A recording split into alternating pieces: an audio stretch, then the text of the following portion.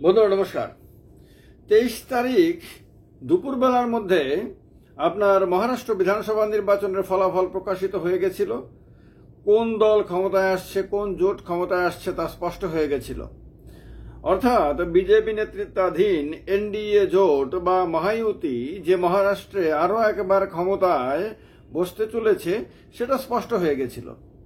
23 তারিখ দুপুরবেলার মধ্যে সবকিছু স্পষ্ট হওয়ার পর 24 তারিখ, 25 তারিখ, 26 তারিখ আর কয়েক ঘন্টার মধ্যে শেষ হয়ে যাবে। এখনো পর্যন্ত মুখ্যমন্ত্রী কে হবেন সেটা ঠিক করতে পারেনি। দেবেন্দ্র ফডনবিস হবেন না একনাথ শিন্দে যিনি মুখ্যমন্ত্রী পদে আছেন তিনি মুখ্যমন্ত্রী পদে থাকবেন, না অজিত পাওয়ার হবেন, না অন্য কেউ হবেন এই তিনজনের বাইরে, এটা এখনো ঠিক করতে পারেনি। এই যে তিনটি দলের যে জোট আছে, যার মধ্যে বিজেপি আছে, যার মধ্যে শিবসেনা আছে, যার মধ্যে এনসিপি আছে, এই তিনটি জোটের মধ্যে বিজেপি পৃথিবীতে সবচেয়ে বড় দল, সবচেয়ে শক্তিশালী দল। পৃথিবীর বাইরে অন্য কোনো গ্রহ বা গ্রহমণ্ডল মেলালেও সেখানেও সবচেয়ে বড় দল। কেউ কেউ মনে করেন সৌরমণ্ডলে সবচেয়ে বড় দল বিজেপি।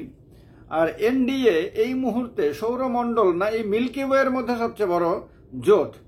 তো সবচেয়ে বড় এবং সবচেয়ে শক্তিশালী দল এবং জোট এরা এখনো পর্যন্ত ঠিক করতে পারছেন না মুখ্যমন্ত্রী কে হবেন।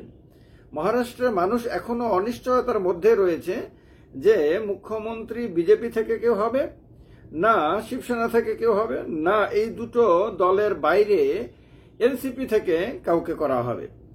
এই অনিশ্চয়তার ছাপটা দেখা গেছিল আপনার হরিয়ানা বিধানসভা নির্বাচনের পরেও। সেখানে বিজেপি একক সংখ্যাগরিষ্ঠতা অর্জন করলেও সেখানেও এক সপ্তাহের ওপরে সময় লাগে মুখ্যমন্ত্রী কে হবেন সেটা ঠিক করতে। তো সেখানে অনেক দাবিদার ছিল এবং দাবিদারদের এক ধরনের হাতে পায়ে ধরে আপনার রিকোয়েস্ট করে অনেক অনুনয় বিনয় করে শেষ পর্যন্ত একজনের নামে সিলমোহর দিতে পেরেছিল দিল্লির সর্বভারতীয় বিজেপি নেতারা। এখন এটা কেন হচ্ছে? এটা হচ্ছে এই কারণে যে লোকসভা ভোটের পরে দেখা গেল যে বিজেপি একক সংখ্যাগরিষ্ঠতা হারিয়ে পরনির্ভর সরকারের নেতৃত্ব দিতে বাধ্য হয়েছে। এবং যখন অন্য দলের ওপরে নির্ভরশীল হয়ে যায় একটা দল এবং তার আগে যদি সেই দলটা একক ক্ষমতা সম্পন্ন এবং বিশাল শক্তিশালী অবস্থায় থাকে, তার থেকে যদি তার শক্তির অবনমন ঘটে তাহলে সেই দলটা অনেক দুর্বল হয়ে যায়। এমনিতে দেখলে যে 272 আসনের আসন দরকার, সেই জায়গাতে 240 আছে, মাত্র তো 32টি আসনের অভাব রয়েছে, তাহলে তো বিশাল কোনো পার্থক্য নেই। না, এইভাবে দেখলে হবে না। এইভাবে দেখতে হবে যে 32টি আসন না, সংখ্যাগরিষ্ঠতা নেই পার্টির। 32-এর কারণেই হোক আর 16টার কারণে হোক আর 10টার কারণেই হোক।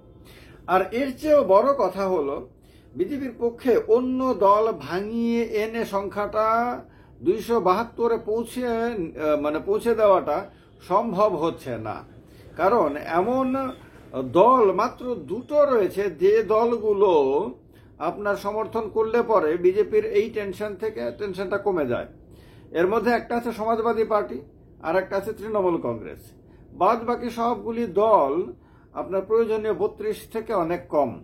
তৃণমূল কংগ্রেস 32 নেই, কিন্তু তার কাছাকাছি 29 আছে। এখন এর মধ্যে সমাজবাদী পার্টিকে ভাঙানো সম্ভব না, তৃণমূল কংগ্রেসকেও ভাঙানো সম্ভব না। নীতিশ কুমারের পার্টিকে ভাঙাতে গেলে চন্দ্রবাবু নাইডুর সঙ্গে সঙ্গে লাভ দিয়ে বেরিয়ে যাবেন। চন্দ্রবাবু নাইডুর পার্টিকে ভাঙাতে গেলে সঙ্গে সঙ্গে নীতিশ কুমার লাভ দিয়ে বেরিয়ে যাবেন।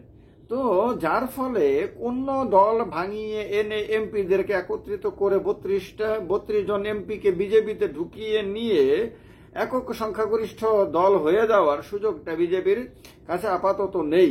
এই লোকসভা যতদিন চলবে ততদিন পর্যন্ত তো কোনোভাবে নেই। ফলে সবসময় একটা অনিশ্চিত অবস্থার মধ্য দিয়ে সরকার কেন্দ্রে চালাতে বাধ্য হচ্ছে এনডিএর অন্য দলগুলোর উপরে নির্ভরশীল হয়ে। এই অন্য দলগুলোর মধ্যে কিন্তু একনাথ শিন্দের আপনার শিবসেনাও রয়েছে, আবার অজিত পাওয়ারের যদিও একটি আসন মাত্র, কিন্তু তবুও এনসিপিও রয়েছে। তো যার ফলে ভাঙা গড়ার খেলাটা খেলতে পারছে না।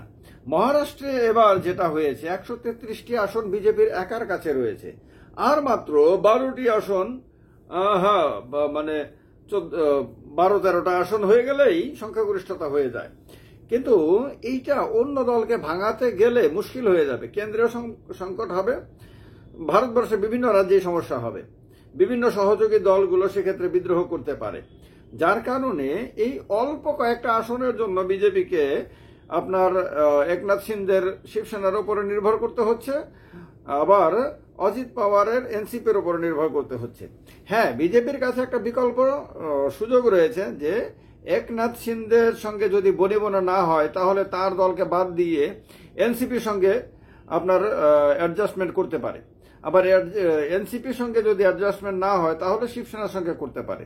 কিন্তু আরেকটা রিস্ক রয়েছে যে শিবসেনার কাছে 7 জন লোকসভার সদস্য রয়েছে, ফলে শিবসেনার সঙ্গে অ্যাডজাস্টমেন্ট না হলে দিল্লিতে প্রবলেম হতে পারে, সে 7 জন সেক্ষেত্রে বেরিয়ে আসতে পারে। ফলে সংকট অনেক ধরনের রয়েছে, যার কারণে বিজেপির মতো দল, যে দল সবসময় অনুশাসনের কথা বলে, যে দল সবসময় বলে যে দলের বিরুদ্ধে গিয়ে কেউ বেশিক্ষণ টিকে থাকতে পারে না, সেই দলকে দেখা যাচ্ছে বিভিন্ন সময়ে বিক্ষোভের সামনে নতি স্বীকার করতে হচ্ছে। এবার একটা জিনিস দেখেন যে মহারাষ্ট্রে যদি বিজেপির সর্বভারতীয় নেতারা নরেন্দ্র মোদী, অমিত শাহ তো মূলত পার্টি সংগঠনটা চালায়, নরেন্দ্র মোদী সরকার চালায়, সংগঠনটা চালায় মূলত অমিত শাহ, জেপি নাড্ডা তো হাতের পুতুলের মতন, সেটা সারা দেশের মানুষই বোঝে। এখন এই দুজন যদি চাইতেন যে মানে একনাথ শিন্দে মুখ্যমন্ত্রী হবে, তাহলে দেবেন্দ্র ফডনবিসকে একটা ফোন করে বলে দিলেই পারতেন যে ভাই আমরা ঠিক করেছি যে একনাথ শিন্দে মুখ্যমন্ত্রী হবেন, সুতরাং তুমি আর কোনো কথা বলো না, সবাইকে মানিয়ে নাও, এইটা খুব দ্রুত হয়ে যাবে, শপথ গ্রহণ হয়ে যাবে, এটা করে দিতে পারতেন।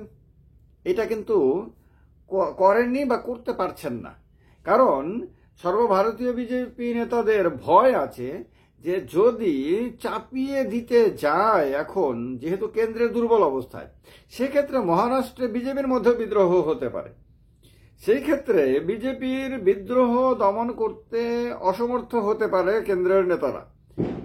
তো ফলে শ্যাম রাখি না কুল রাখি অবস্থায়।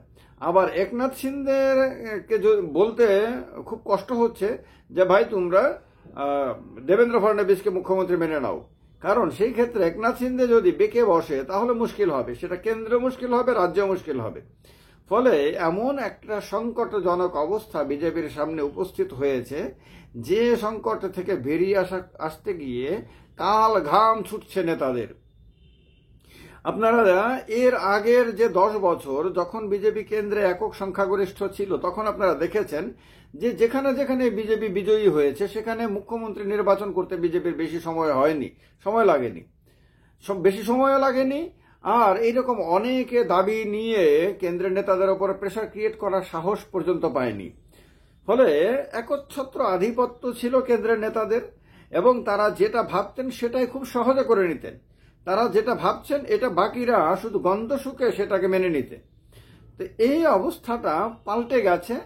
কেন্দ্রে দুর্বল হওয়ার পরে যে তার প্রভাব কিভাবে রাজ্যে রাজ্যে পড়ে, সেটা এক একটা বিধানসভা নির্বাচনের পরে মুখ্যমন্ত্রী আপনার চুজ করতে গিয়ে বিজেপি নেতারা হারে হারে টের পাচ্ছেন, দেশের মানুষও দাঁড়িয়ে দাঁড়িয়ে উপভোগ করছে।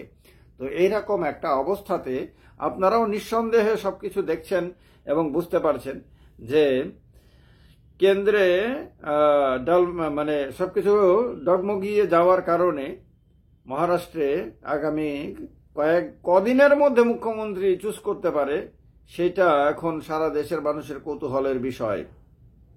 বুঝতে পারছেন হয়তো বঙ্গ বিজেপির নেতারা, বুঝতে পারছেন হয়তো ত্রিপুরা, আসাম, বিভিন্ন রাজ্যের বিজেপি নেতাকর্মীরা।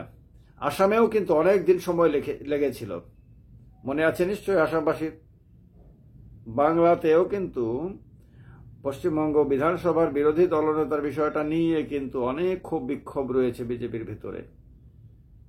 সমস্যা সবাই জানে ত্রিপুরা রাজ্যের বিজেপির রাজনীতিতে কি পরিমাণ গভীর। তো মহারাষ্ট্রের বিষয়টা কিভাবে তারা ট্যাকেল করে সেটাই এখন দেখার বিষয়। ভিডিওটি ভালো লাগলে লাইক করবেন, শেয়ার করবেন, চ্যানেলটিকে সাবস্ক্রাইব করে নেবেন। ভালো থাকবেন সবাই। জয় হিন্দ, বন্দে মাতরম।